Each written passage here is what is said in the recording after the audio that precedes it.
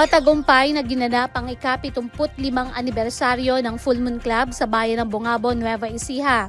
Ang makasaysayang okasyong ito ay ginanap bilang bahagi ng selebrasyon ng Sibuyas Festival 2025 at isinabayang sang makulay na dance night upang ipagdiwang ang mayamang kultura ng bayan.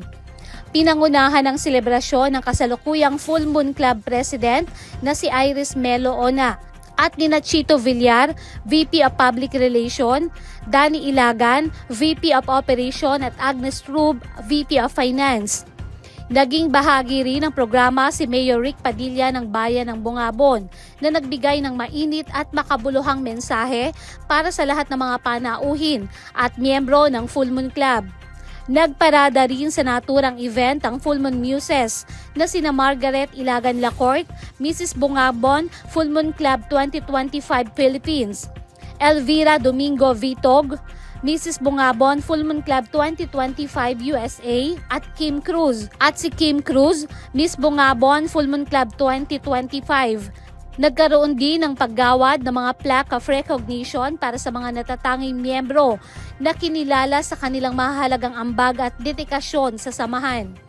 Matapos ang makulay na programa ay sila ay nag-awitan at nagsayawan na sinaliwan ng Original Fodring Orchestra na inihandog ni Retired General Leopoldo Batail. Kabilang din sa mga sponsors sina Cynthia de la Cruz, Dr. Mari Looro, Nelia Domingo, Jerry Santos, Desiree Pajernos at Madam Elizabeth Rodriguez Cajucom Ruiz ng QPECOG 999 tulay sa kaunlaran program ng DWN Teleradyo bilang isa sa mga major sponsors na tumulong sa pagsasakatuparan ng matagumpay na okwasyong ito. Ang Full Moon Club ay isang tradisyon na nagsimula pa noong unang panahon na ipinasa ng kanilang mga ninuno at mga magulang at ngayon isinasalin sa bagong henerasyon.